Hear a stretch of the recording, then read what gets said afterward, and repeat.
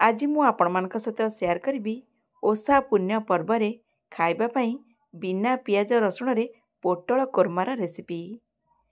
आकु जदि थरे खाइबे ना पियाज रसुण रे खाइबा तो पूरा भूली जिबे। मंदिर रु प्रसाद जमती आनिकी खाती ना पूरा सेई फिलिंग घरे आसीबो। गरम गरम अरुआ भात सांगरे सर्व करंतु मजा आसीजिबो। पूरी पट्टा सांगरे भी खाई परिबे। थरे ए रेसिपी निश्चिंत ट्राए करंतु। जेतेबेले ओषा पुण्य पर्व पड़ुची आपण माने एई प्रोसेस रे थरे करिकी खाइबे, स्वाद केबे भी भूलिबेनी। मु सस्मिता आपण मानको स्वागत करुची मोर यूट्यूब चैनल रे। जदि वीडियोटी भल लागिबो प्लीज वीडियोटी को लाइक कर देबे, अन्य मानक सहित शेयर करिया को भूलिबे नाही। मो चैनल को सब्सक्राइब कर देबे। एठी मु गोटा पोटल को भल भाबरे 3 रु 4 थर करके पानी रे धोई देली। धोइला परे गोटे जगह रे पानी रे नै जिबा, ऊपर चोपा को एमती छड़े दबा। भल भाबरे छड़ेला परे दुई पट साइड को काटी दबा। मझिरु एमती गोटे कट लगेबा। एमती कट लगला परे सबु जाक पोटल को एमती काटी देकी भल भाबरे दुई थर खंडे आउ धोई देली। धोइला परे टिक्के लूण दबा आ भल भाबरे गोळेई दबा। गोळेई के साइड रे रखी दबा। तापरे जिबा चलंतु नेक्स्ट प्रोसेस को। एठी मु दुईटा आलू नेची, चोपा छड़े दीची।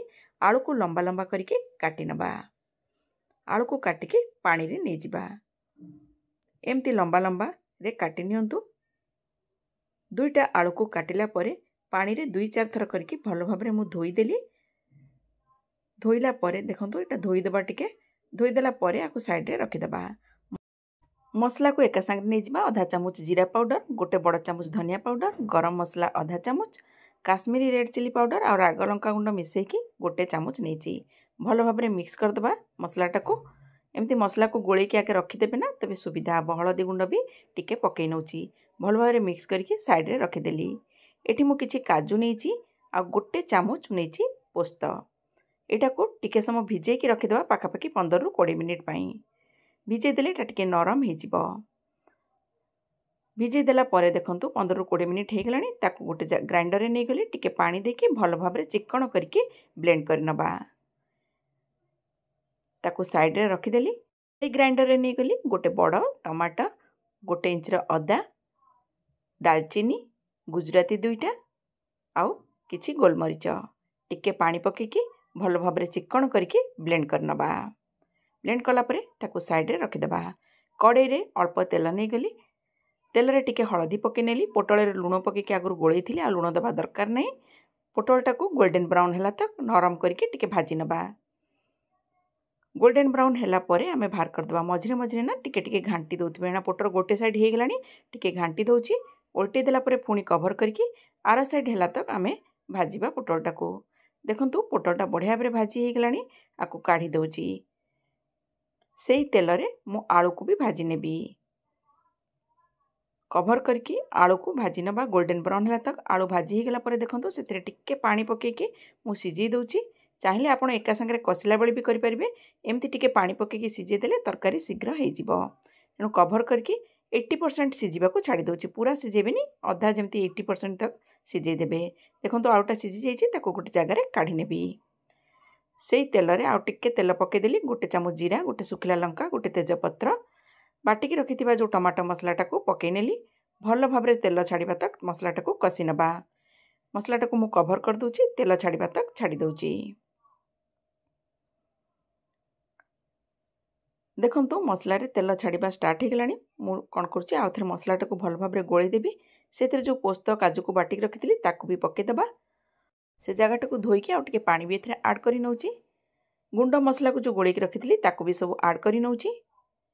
एका संगे ऐड कला परे टिके लूण पके दबा। स्वाद हिसाब रे मु एका संगे लूण पके नउची। भल भाबरे गोळेई दबा।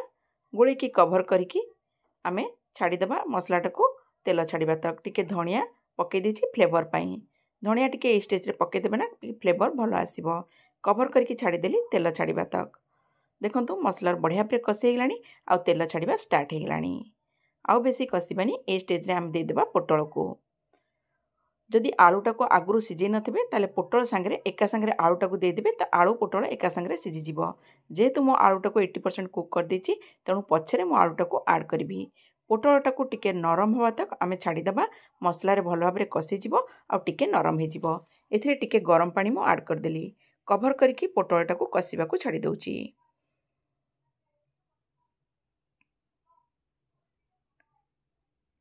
देखंतु पोटलटा बढ़िया भाव हो गलानी। ए स्टेज रे आमे आलू को जो आगु भाजिकी रखिथिले ताकू भी पकेइदबा आ भल भाव मिक्स करदबा। आलू पोटल को भल भाव कषिबा पई छाड़ीदबा। ए स्टेज रे एठी टिके गरम पानी मु ऐड करी नउची। जेतेबेले भी ऐड करिवे मन रखिबे ना सबुबेले गरम पानी ऐड करिवे, ठंडा पानी तरकारी रे केबे देबेनी, तार स्वाद ठीक भाव आसीबनी। गरम पानी ऐड करके कवर करदेली। आलू पोटलटा को कषि हेबाकू छाड़ीदेली। देखंतु केते बढ़िया भाव आलू पोटलटा कषि हेलानी। एठी हेई गलानी तरकारीटा। एथिरे कस्तूरी मेथी पकेदेली आ धनिया पत्र भी पकेनेली। टिके आ पानी लागिबो। एठी मु टिके पानी ऐड कर नेची गरम पानी। आपण आपणक हिसाब रे पानी रखि परिबे, जेतिकी पानी चाहिबे ऐड करि परिबे। गैस रो फ्लेम को बंद कर देली।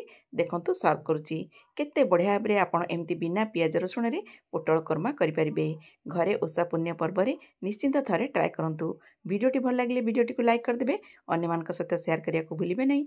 तेबे रहुची पुणी देखा हबो गोटे नुआ वीडियो रे। जय जगन्नाथ।